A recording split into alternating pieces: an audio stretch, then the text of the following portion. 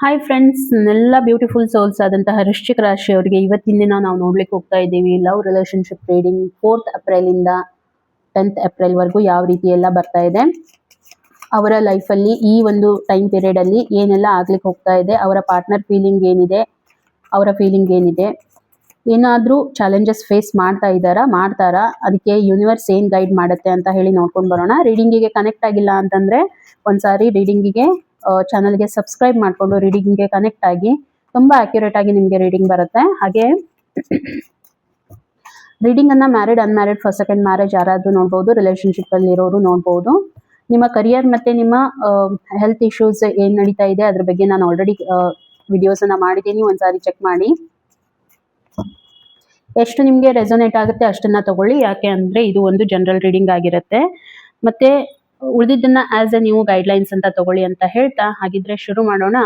ಬರುವಂತ ದಿನಗಳು the beautiful souls ಆದಂತಹ ವೃಶ್ಚಿಕ ರಾಶಿಯವರಿಗೆ ಏನೆಲ್ಲ ಬರ್ತಾ ಇದೆ ಅಂತ ಹೇಳಿ.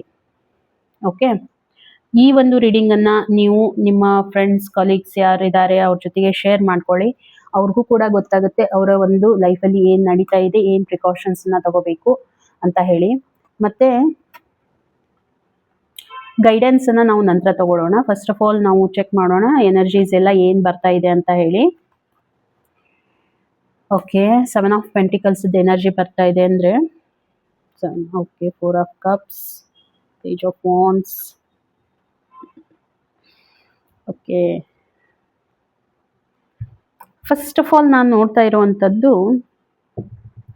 ನಿಮ್ಮ ಎನರ್ಜಿ ಯಾವ ರೀತಿ ಇದೆ ಪ್ರೆಸೆಂಟ್ ಅಲ್ಲಿ ಅಂದ್ರೆ, ಇನ್ವೆಸ್ಟ್ಮೆಂಟ್ ಮಾಡಿದೀರಾ, ಫ್ರೂಟ್ಫುಲ್ ರಿಸಲ್ಟ್ ಬರ್ತಾ ಇಲ್ಲ, ವೇಟ್ ಮಾಡ್ತಾ ಇದ್ದೀರಾ ಅನ್ನುವಂಥದ್ದು. ಎಲ್ಲೋ ಒಂದ್ ಕಡೆ ಇನ್ವೆಸ್ಟ್ಮೆಂಟ್ ಮಾಡಿದೀರಾ, ವೇಟಿಂಗ್ ಅಲ್ಲಿ ಇದ್ದೀರಾ, ಅಂದ್ರೆ ರಿಸಲ್ಟ್ ನೀವು ಎಷ್ಟು ಎಫರ್ಟ್ ಹಾಕ್ತಾ ಇದ್ದೀರಾ ಅಷ್ಟು ನಿಮ್ಗೆ ರಿಟರ್ನ್ಸ್ ಬರ್ತಾ ಇಲ್ಲ. ಸ್ವಲ್ಪ ಕನ್ಫ್ಯೂಷನ್ಸ್ ಇರ್ಬೋದು, ಸ್ವಲ್ಪ ನಿಮ್ಗೆ ಏನಂತಂದ್ರೆ ದುಡ್ಡಿನ ಸಮಸ್ಯೆ ಅಂತ ಕಾಡ್ತಾ ಇರಬಹುದು ಮನಸ್ಸಲ್ಲಿ. ಆಮೇಲೆ ಎಲ್ಲಿ ಇನ್ವೆಸ್ಟ್ಮೆಂಟ್ ಮಾಡಿದೀರಾ ಅಲ್ಲಿಂದ ನಿಮ್ಗೆ ರಿಸಲ್ಟ್ ಬರ್ತಾ ಇಲ್ಲ ಅನ್ನುವಂಥದ್ದು ನನಗೆ ಅನಿಸ್ತಾ ಇದೆ. ಸ್ವಲ್ಪ ಸ್ಯಾಟಿಸ್ಫ್ಯಾಕ್ಷನ್ ಇಲ್ಲ.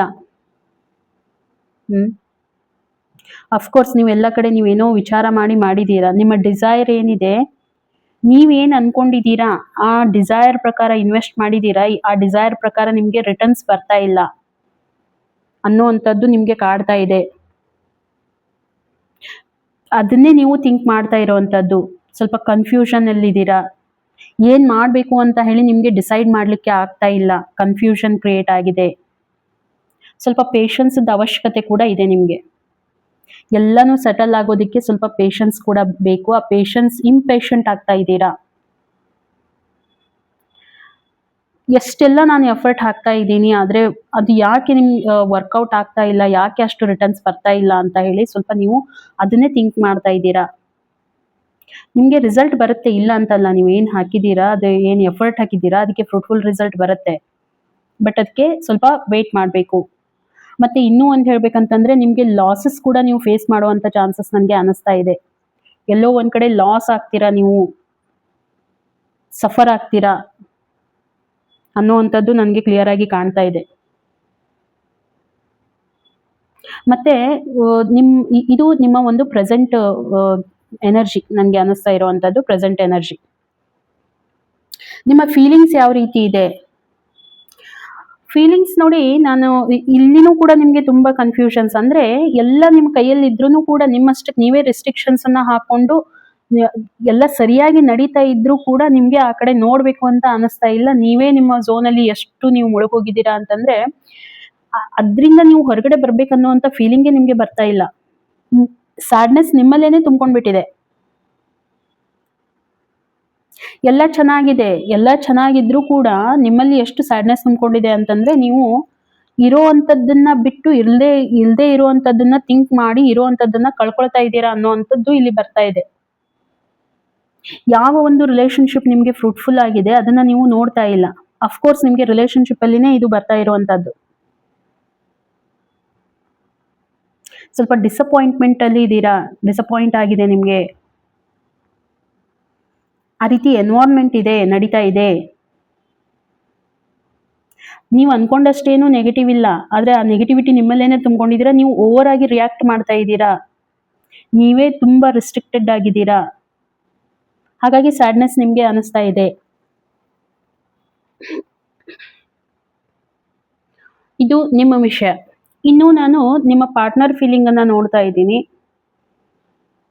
ಅವರು ತುಂಬಾ ಫ್ಯಾಷನೇಟ್ ಆಗಿ ಥಿಂಕ್ ಮಾಡ್ತಾ ಇದ್ದಾರೆ. ಅವರು ಹೊಸದಾಗಿ ಏನೋ ಒಂದು ಫ್ರೆಶ್ ಸ್ಟಾರ್ಟ್ಅಪ್ ಮಾಡ್ಕೋಬೇಕು ಅಂತ ಹೇಳಿ ಅಡ್ವೆಂಚರಸ್ ಆಗಿ ಮಾಡ್ತಾ ಇರುವಂತದ್ದು. ಅವರು ಫೋಕಸ್ಡ್ ಆಗಿರುವಂತದ್ದು. ಅವರು ಏನು ಒಂದು ಅವ್ರಿಗೆ ಅಪರ್ಚುನಿಟಿ ಇದೆ ಅದು ಬಳಸ್ಕೋಬೇಕು, ಅಲ್ಲಿ ಅವರು ತುಂಬಾ ಫೋಕಸ್ಡ್ ಆಗಿದ್ದಾರೆ.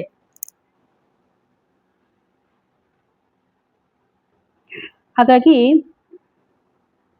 ನೋಡಿ, ಅವರು ಇದಕ್ಕೆ ಇನ್ನೊಂದು ಚಾನ್ಸ್ ಕೊಟ್ಟು ಹೇಗಾದ್ರೂ ಒಂದು ಎಕ್ಸೈಟ್ಮೆಂಟ್ ಅಲ್ಲಿ ಇದನ್ನ ಶುರು ಮಾಡೋಣ ಅಂತ ಹೇಳಿ ಅವ್ರ ತಲೆಯಲ್ಲಿ ಓಡ್ತಾ ಇರುವಂತದ್ದು ರಿಲೇಶನ್ಶಿಪ್ ಅಲ್ಲಿ. ಬಟ್ ನಿಮ್ಮ ಎನರ್ಜಿನೇ ಬೇರೆ ಅಂತ ಅನಿಸ್ತಾ ಇದೆ. ನೀವೇ ಎಲ್ಲೋ ಒಂದ್ ಕಡೆ ರೆಸ್ಟ್ರಿಕ್ಷನ್ಸ್ ಹಾಕೊಂಡು ಕೂತಿದ್ದೀರಾ. ಅವ್ರಿಗೆ ಇದೆ ಎಲ್ಲ ಸರಿ ಮಾಡ್ಬೇಕು ಅಂತ ಹೇಳಿ ಅವರು ಥಿಂಕ್ ಮಾಡ್ತಾ ಇದ್ದಾರೆ. ಬಟ್ ನಿಮ್ಮ ಎನರ್ಜಿ ಆ ರೀತಿ ಅನಿಸ್ತಾ ಇಲ್ಲ. ನೀವು ಓವರ್ ಆಗಿ ಥಿಂಕ್ ಮಾಡ್ತಾ ಇದ್ರೆ, ಓವರ್ ಆಗಿ ರಿಯಾಕ್ಟ್ ಮಾಡ್ತಾ ಇದ್ದೀರಾ ಈ ವಿಷಯದಲ್ಲಿ. ಹಾಗಿದ್ರೆ ಬರುವಂತ ದಿನಗಳಲ್ಲಿ ನಿಮ್ಗೆ ಕಮ್ಯುನಿಕೇಶನ್ ಪ್ರಾಬ್ಲಮ್ ಆಗ್ತಾ ಇದೆ. ಅಫ್ಕೋರ್ಸ್ ಹಾಗೆ ಆಗುತ್ತೆ. ಬ್ಯಾಲೆನ್ಸ್ ಇಲ್ಲ, ಇಬ್ಬರ ನಡುವೆನೂ ಕೂಡ ಬ್ಯಾಲೆನ್ಸ್ ಬರ್ತಾ ಇಲ್ಲ.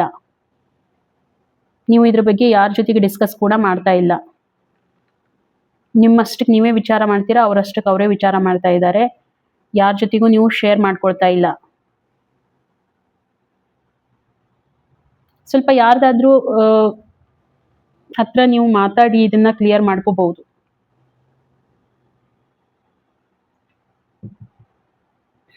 ಓಕೆ, ಕಮ್ಯುನಿಕೇಶನ್ ಗ್ಯಾಪ್ ಆಗುತ್ತೆ ಇಬ್ಬರ ನಡುವೆನೂ ಕೂಡ ಬರುವಂತ ದಿನಗಳಲ್ಲಿ. ಬ್ಯಾಲೆನ್ಸ್ ಅಂತೂ ಸಿಗ್ತಾ ಇಲ್ಲ, ಸ್ಟೆಬಿಲಿಟಿ ಸಿಗ್ತಾ ಇಲ್ಲ, ಮೆಚುರಿಟಿ ಇಲ್ಲ. ನಿಮ್ಮ ಒಂದು ರಿಲೇಶನ್ಶಿಪ್ ಅಲ್ಲಿ ಮೆಚುರಿಟಿ ತೋರಿಸ್ತಾ ಇಲ್ಲ ಇಬ್ರು ಕೂಡ. ಈಗೋ ಹಿಟ್ ಆಗ್ತಾ ಇದೆ ಇಬ್ಬರಿಗೂ ಕೂಡ. ನಾನೇ ಯಾಕೆ ಮಾಡಬೇಕು ಅಂತ ಥಿಂಕ್ ಮಾಡ್ತಾ ಇದ್ದೀರಾ. ಓಕೆ, ಹಾಗಾಗಿ ನಿಮಗೆ ಪ್ರಾಬ್ಲಮ್ ಆಗ್ತಾ ಇದೆ. ಹಾಗಿದ್ರೆ ಬರುವಂತ ದಿನಗಳಲ್ಲಿ ನಿಮ್ಗೆ ಇನ್ನೂ ಏನಾಗುವಂತ ಚಾನ್ಸ್ ಇದೆ? ಏನ್ ನಿಮ್ಗೆ ಪ್ರಾಬ್ಲಮ್ ಆಗ್ಬಹುದು? ಬರುವಂತ ದಿನಗಳಲ್ಲಿ ನೀವು ಟೈಮ್ ಕೊಡ್ಲಿಕ್ಕೆ ಆಗ್ತಾ ಇಲ್ಲ ಇಬ್ಬರಿಗೆ ಅಂತಂದ್ರೆ ರಿಲೇಶನ್ಶಿಪ್ ಅಲ್ಲಿ ನಿಮ್ಗೆ ಸಮಸ್ಯೆ ಆಗೋದು ಗ್ಯಾರಂಟಿ. ಇಬ್ಬರಲ್ಲಿನೂ ಕೂಡ ಒಂದು ಏನಂತಂದ್ರೆ ಇದೆ, ಇಬ್ಬರಿಗೂ ಕೂಡ ಸ್ವಲ್ಪ ಅಗ್ರೆಷನ್ ಇರ್ಬೋದು. ಅಗ್ರೆಷನ್ ಜಾಸ್ತಿನೇ ಇದೆ, ಸಿಟ್ಟು, ಈಗೋ ಜಾಸ್ತಿನೇ ಇದೆ ಇಬ್ಬರ ನಡುವೆ. ಹಾಗಾಗಿ ನೀವು ಸರಿತಾ ಇಲ್ಲ, ಅವರು ಸರಿತಾ ಇಲ್ಲ. ಸ್ವಲ್ಪ ಹೆಸಿಟೇಟ್ ಮಾಡ್ಕೊಳ್ಳೋದನ್ನ ವಿದೌಟ್ ಹೆಸಿಟೇಷನ್ ಇಬ್ರು ಕೂಡ ಕಮ್ಯುನಿಕೇಟ್ ಮಾಡಬೇಕು ಬರುವಂತ ದಿನಗಳಲ್ಲಿ. ಆ ಹೆಸಿಟೇಷನ್ ಇದೆ ಇಬ್ಬರ ನಡುವೆ. ಯಾಕೆ ಇದನ್ನ ಹೇಳ್ತಾ ಇದ್ದೀನಿ ಅಂತಂದ್ರೆ, ನೀವು ಮಾತಾಡೋದಕ್ಕೆ ಹೆಸಿಟೇಟ್ ಮಾಡ್ತಾ ಇದ್ದೀರಾ, ಅವರು ಮಾತಾಡೋದಕ್ಕೆ ಹೆಸಿಟೇಟ್ ಮಾಡ್ತಾ ಇದ್ದಾರೆ. ಹಾಗಾಗಿ ನಿಮ್ಗೆ ಪ್ರಾಬ್ಲಮ್ ಆಗ್ತಾ ಇದೆ. ಒಂದ್ಸಾರಿ ಅವ್ರು ಮಾತಾಡಿದಾಗ ನೀವು ಕೇಳೋದಿಲ್ಲೇನೋ, ನೀವು ಮಾತಾಡಿದಾಗ ಅವ್ರು ಕೇಳೋದಿಲ್ಲ, ಆ ರೀತಿ ಭಾವನೆ ಬರ್ತಾ ಇದೆ. ಸ್ಟೆಪ್ ತಗೋಬೇಕು ಮುಂದೆ. ಒಂದು ಸ್ಟೆಪ್ ಯಾರು ಕೂಡ ತಗೊಳ್ತಾ ಇಲ್ಲ. ಅಫ್ಕೋರ್ಸ್ ನಿಮ್ಮ ಪಾರ್ಟ್ನರ್ ಥಿಂಕ್ ಮಾಡ್ತಾ ಇದ್ದಾರೆ, ಅವರು ಸ್ಟೆಪ್ ತಗೊಳ್ತಾ ಇದ್ದಾರೆ, ಆದ್ರೆ ನೀವು ಅದಕ್ಕೆ ರೆಸ್ಪಾಂಡ್ ಮಾಡ್ತಾ ಇಲ್ಲ. ನೀವು ತುಂಬಾ ಡಿಪ್ರೆಸ್ಡ್, ಅಂದ್ರೆ ನೀವು ಓವರ್ ಆಗಿ ರಿಯಾಕ್ಟ್ ಮಾಡ್ತಾ ಇದ್ದೀರಾ ಅವರಿಗೆ. ಹಾಗಿದ್ರೆ ಯೂನಿವರ್ಸ್ ಏನ್ ಮೆಸೇಜ್ ಕೊಡ್ತಾ ಇದೆ? ಯೂನಿವರ್ಸ್ ಏನ್ ಹೇಳ್ತಾ ಇದೆ? ನಿಮಗೆ ಬೇಕಾದಂತ ಫ್ರೂಟ್ಫುಲ್ ರಿಸಲ್ಟ್ ಸಿಗಬೇಕು ಅಂತಂದ್ರೆ ನೀವು ರಿಲೇಶನ್ಶಿಪ್ ಅಲ್ಲಿ ಫ್ರೀ ಅಪ್ ಆಗಬೇಕು, ಟೈಮ್ ಕೊಡಬೇಕು, ಇಬ್ರು ಒಬ್ರಿಗೊಬ್ರು ಕನೆಕ್ಟೆಡ್ ಆಗಿರ್ಬೇಕು, ಆ ಟ್ರಸ್ಟ್ ಅನ್ನ ಬಿಲ್ಡ್ ಮಾಡ್ಕೋಬೇಕು, ಆ ಕನೆಕ್ಷನ್ ಅನ್ನ ಬಿಲ್ಡ್ ಮಾಡ್ಕೋಬೇಕು. ಮತ್ತೆ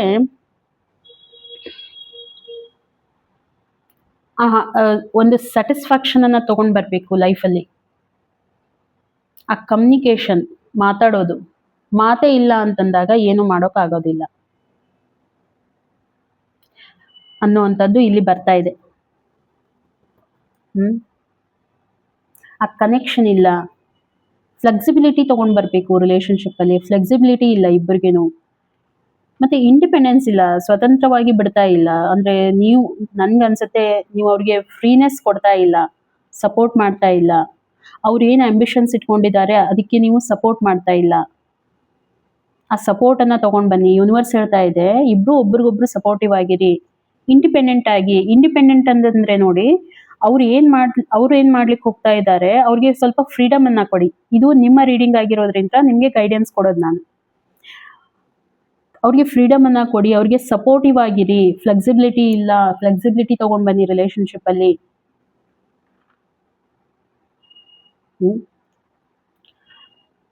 ಸೊ ಇಬ್ಬರಿಗೂ ಕೂಡ ಇದು ಚೆನ್ನಾಗಿರುತ್ತೆ ಈ ರೀತಿ ಆದ್ರೆ ಅನ್ನುವಂಥದ್ದು ಯೂನಿವರ್ಸ್ ಹೇಳ್ತಾ ಇದೆ. ಸೊ ಇದು ಒಂದು ರೀಡಿಂಗ್ ನೋಡಿ, ಎಷ್ಟು ನಿಮಗೆ ರೆಸೊನೇಟ್ ಆಗುತ್ತೆ ಅಷ್ಟನ್ನ ಮಾತ್ರ ತಗೊಳ್ಳಿ ಅಂತ ಹೇಳ್ತಾ, ಮತ್ತೆ ಆದಷ್ಟು ಶೇರ್ ಮಾಡಿ ರೀಡಿಂಗ್ ಅನ್ನ. ಇಷ್ಟ ಆಗಿತ್ತು ಅಂತಂದ್ರೆ ಒಂದು ಲೈಕ್ ಕೊಡಿ, ಕಮೆಂಟ್ ಮುಖಾಂತರ ತಿಳಿಸಿ ಏನಿದೆ ಅಂತ ಹೇಳಿ. ಓಕೆ, ಸಿಗೋಣ ಹಾಗಿದ್ರೆ ಇನ್ನೊಂದು ವಿಡಿಯೋದಲ್ಲಿ. ಅಲ್ಲಿವರೆಗೂ ಎಲ್ರಿಗೂ ಕೂಡ ಥ್ಯಾಂಕ್ ಯು.